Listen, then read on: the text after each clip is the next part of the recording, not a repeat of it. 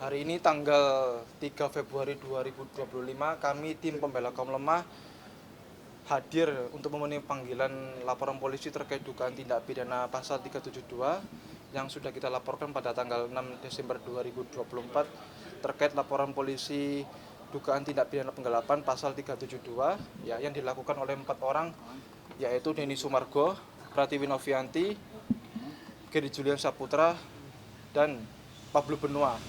Mereka telah melakukan dugaan tindak pidana penggelapan yang diduga telah melakukan donasi bodong kepada Agus Salim. Tadi Mbak Elmi Nurmala telah diperiksa oleh penyidik dengan jumlah 17 pertanyaan, dan Mbak Wawa atau Neneng Sumiati juga diperiksa dengan jumlah 17 pertanyaan yang sama terkait peralihan dana M. Agus Salim kepada yayasan dan peralihan uang Agus Salim kepada korban bencana alam NTT itu.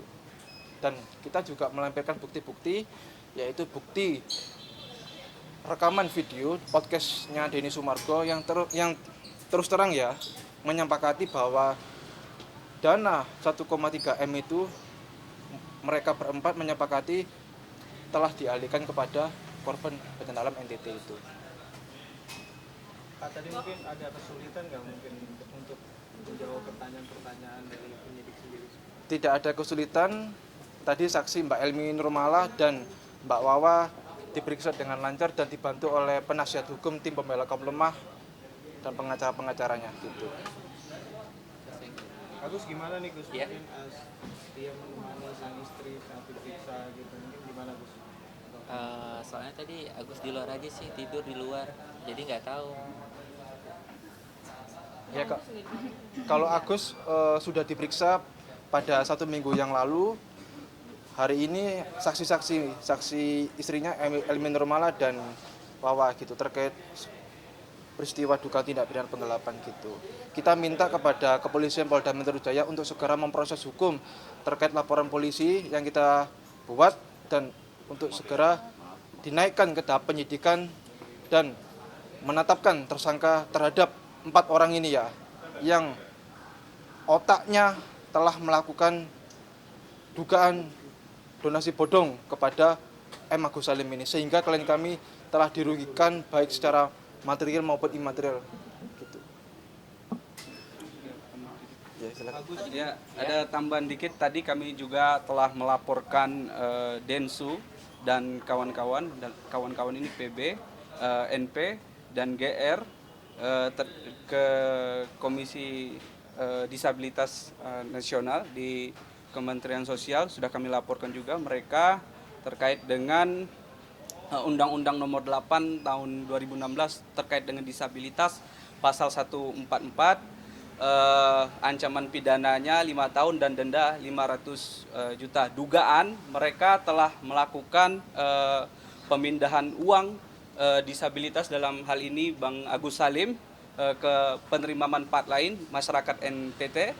Nah, mereka bisa diancam pidana. Hati-hati ya untuk Densu dan kawan-kawan, karena mereka telah menzolimi Bang Agus. Hati-hati dengan tindakan kalian. Mungkin untuk ancaman pidananya berapa lama? 5 tahun penjara, itu ancaman pidananya 5 tahun penjara, denda 500 juta. Itu.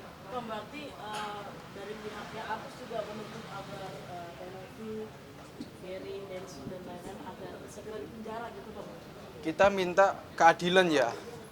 Keadilannya berupa nanti dilihat dulu proses hukumnya, apakah mereka beritikat baik tetap untuk mengembalikan uangnya Agus, atau tetap bersikukuh bahwa itu adalah uangnya donatur. Kalau memang dia bersikap kekeh pada pendiriannya, biarkan hukum yang berjalan gitu. Dan kita juga telah melakukan upaya-upaya tidak hanya baik secara pidana, juga perdata. Rencananya tim pembela kaum lemahnya Agus akan mengajukan gugatan perbuatan melawan hukum terhadap Yayasan Rumah Peduli Kemanusiaan dan Denny Sumargo karena diduga telah melakukan perbuatan melawan hukum yang merugikan klien kami ya, baik secara material maupun imaterial. Dan nanti minggu depan akan didaftarkan di Pengadilan Negeri Tangerang gugatannya tersebut. Kemarin kan donatur, kuasa hukumnya telah mencabut gugatannya. Kita ajukan lagi menguji apakah benar uang 1,3 miliar ini miliknya Agus atau miliknya pihak lain. Makanya kita ajukan upaya hukum secara perdata gitu. Dan kita juga minta kepada Kementerian Informasi Teknologi atau Kominfo ya untuk menutup akses ya podcastnya Denny Sumargo ya, yang diduga ini ya telah melakukan open donasi secara bodong ya kepada Agus. Ya, jadi kita minta kepada Kominfo baik secara tertulis maupun lisan ke sana nanti itu. Dan kita juga berharap perkaranya Agus ini diberikan atensi oleh Bapak Polda Metro Jaya agar segera diproses hukum 4 orang ini. Karena Agus benar-benar dirugikan dan perhatian ya, Agus sama sekali tidak melaporkan masyarakat NTT ya. Agus cinta NTT kan ya? Agus cinta NTT. Iya, Agus di sini cinta NTT, pengacaranya juga cinta NTT. Kita cinta NTT ya. Kita Siap, cinta NTT. Kita cinta NTT. Jadi kalau ada isu-isu ya mau melaporkan masyarakat NTT, kita tidak ada sama sekali maksud untuk melaporkan. Yang kita laporkan adalah terkait oknum-oknumnya yang menyelewengkan dana donasi milik klien kami Agus Salim. Jadi kita minta maaf kalau seandainya ada isu-isu begitu dan Agus sama sekali tidak ada niatan begitu Gus ya. Nggak pernah ada niat. Aku juga minta maaf. Nah, gitu. Jadi kita hanya melaporkan proses hukum terhadap 4 orang ini gitu. Tidak ada niat untuk melaporkan masyarakat NTT itu. Oh, tadi kan aku sempat bilang juga akan melaporkan kelompok orang ini terkait tindakan melawan hukum. Mungkin bisa dijelaskan sedikit tindakan melawan hukum yang mereka lakukan itu seperti apa? Kita jelaskan ya, tindakan perbuatan melawan hukum yang dilakukan oleh pertama yayasan yang pada saat itu ketuanya adalah Pratiwi Novianti, yang kita gugat juga adalah Denny Sumargo. Peran mereka sangat besar sekali dalam melakukan perbuatan yang berkena Agus, terutama yayasan ya.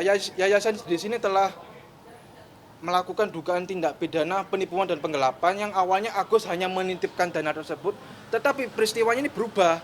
Penitipan tapi digeser lagi lah kepada korban bencana alam Leotobi di NTT ini, sehingga Agus tidak memperoleh haknya uang 1,3 miliar itu ya. Dan perannya DS atau Denny Sumargo ini diduga ya, dia juga bersama-sama ikut serta dalam perkara ini untuk membagikan uang tersebut kepada korban bencana alam NTT, sehingga Agus mengalami kerugian ya di sini. Jadi kerugiannya baik secara material maupun imaterial, kesulitan untuk berobat. Jadi patut juga untuk kita gugat kurang lebih berapa miliar nanti ya. Nanti kita ujilah di pengadilan gitu gugatan kita agar uang 1,3 miliar tersebut adalah uang sah milik M. Agus Salim ya. Kita uji. Kemarin kan donatur sempat mencabut gugatannya. Artinya dia main-main dalam permasalahan hukum ini ya. Kita minggu depan tim pembela kaum lemah, saya dan Mas Jaka dan Mbak Marlina ya, nanti akan mengajukan gugatan perbuatan melawan hukum atas mereka itu. Rencana pengobatan ke Singapura gimana Pak? Kalau untuk pengobatan Singapura nanti bisa ditanyakan kepada pihak-pihak yang ingin berobat ke sana ya. Kalau kita hanya sebatas proses hukum dan upaya-upaya hukumnya gitu. Tapi Agus mungkin gimana mendengar akan berobat ke Singapura? Rencana pengobatannya seperti apa juga? Ya alhamdulillah, bersyukurlah. Ya mudah-mudahan kita ikutin aja prosesnya ya. Itu aja sih. Jadi kondisi Agus sekarang gimana? Agus mungkin masih sakit. Kalau untuk sakitnya palingan di luka sih, masih ada dikit-dikit doang sih. Iya, karena kan yang buat sakit tuh keloidnya itu aja sih. Jadi Singapura ntar yang diobati itu adalah keloid kulitnya gitu ya? Iya, mungkin mata, kulit juga sih sekalian sih. Ya doain aja lah yang terbaik, nanti tunggu aja kabar baiknya. Mbak Marina mau tambahin terus? Ini Gus, maksudnya kasus ini masih terus bergulir. Mungkin Agus gimana sih Gus? Merasa capek juga nggak sih Gus? Maksudnya nggak selesai untuk terkait ini, gimana Gus? Aduh, kalau dibilang capek, banget lah capeknya. Tapi apa boleh buat, banyak sandiwaranya, ya udah kita lanjutin aja sandiwaranya, mau gimana lagi coba. Sebenarnya kalau capek memang capek banget, lelah banget. Udah pengen rasanya terbang rasanya dari bumi ini. Lelah. Bayangkan ya 5 bulan ya uangnya Agus dimain-mainkan, dibawa kemana, dibawa kemari gitu ya. Sementara Agus juga butuh pengobatan di sini. Uangnya kan ada di sana kan ya. Dimain-mainkan Agus. Coba 4 orang ini ya merasakan Agus. Agus kan buta selamanya ini. Coba mereka merasakan Agus begitu. Bagaimana rasanya kan? Sedih juga kan? Ini orang buta dimain-mainkan oleh mereka, ya. Tidak ada itikat baiknya, ya. Kalau seandainya mereka dibalik menjadi begitu, bagaimana? Ya, ini udah Februari ini ya. Perkara ini terus berjalannya. Intinya sih kita minta kepada kepolisian untuk segera proses hukum 4 orang ini, dan kita juga minta kepada Komisi Nasional Disabilitas untuk memberikan perlindungan ya hukum, baik secara advokasi maupun perlindungan secara pendampingan hukum nanti pada saat pendampingan ya, agar Agus diberikan perlindungan dan tidak dihujat ya. Jadi makanya kita ke Komnas Disabilitas gitu. Dan nanti juga ada beberapa laporan polisi yang menyusul ya Mas ya. Tapi infonya uangnya udah sedikit nih, persiapan untuk berobat ke Singapura aja nih. Ya, kalau untuk persiapannya, ya untuk persiapannya biasa-biasa aja. Persiapan ya begitulah. Ya ikutin aja lah prosesnya. Kalau dibilang untuk persiapan udah siap sih, udah itu aja sih. Udah, tapi infonya uangnya udah habis atau gimana sih? Kita tidak tahu ya apakah benar uangnya itu sudah habis atau belum. Makanya kita minta kepolisian atau pihak-pihak pejabat yang berwenang untuk menguji terkait akuntabilitas keuangan Agus yang dititipkan kepada Yayasan Rumah Peduli Kemanusiaan. Kalau memang sudah habis, artinya mereka patut diduga telah melakukan dugaan ya tindak pidana penggelapan, karena cukup bukti, kita ada beberapa bukti memenuhi unsur dugaan tindak pidana penggelapan mereka, dan segera diproses hukum gitu. Bang Agus kalau pada akhirnya udah berjuang terus pada akhirnya uangnya tetap nggak bisa kembali ke Bang Agus, udah siap belum sih gimana Bang? Ya itu kita serahkan sama Allah aja. Kalau memang ada rezeki, kan aku bilang kalau memang ada rezekinya Agus, alhamdulillah. Kalau nggak ada pun ya udah, berarti bukan itu rezekinya Agus, itu aja, mungkin ada rezeki yang lain itu aja sih. Kalau kami sebagai tim kuasa hukumnya dari pembela kaum lemah, yang pastinya kami berkeyakinan bahwa uang itu akan kembali kepada Agus. Karena memang sesuai dengan peruntukan awalnya open donasi itu dibuka ialah untuk Agus, bukan untuk masyarakat di NTT. Nah kemudian kalaupun Densu dan kawan-kawan ingin memberikan sumbangan kepada masyarakat NTT, kalau mereka itu adalah orang-orang yang bijaksana, orang-orang yang mulia, orang-orang yang berhati baik, seharusnya dia itu melakukan open donasi kembali untuk masyarakat di NTT. Bukan malah menzolimi klien kami. Densu, lo udah jolim dengan klien kami. Ingat-ingat ayo, kau jolim sama dia. Ini orang buta loh, kau permainkan. Hati-hati loh, lo masih punya keluarga, masih punya anak. Bagaimana kalau keluargamu dibuat seperti ini? Pasti lo bakalan sakit hati. Ingat-ingat lo ya, ini klien kami ini udah cacat. Lo perbuat, lo makin perlamakan terkait dengan pengobatannya. Suatu saat nanti Tuhan nggak bakalan tidur dalam hal ini. Saya yakin Tuhan akan membalas semuanya. Terima kasih. Gus, sejauh ini pengobatannya yang udah dijalani apa aja Gus? Masih pakai dana pribadi kah? Iya, masih berjalan kayak biasanya. Pakai dana pribadi atau BPJS lagi?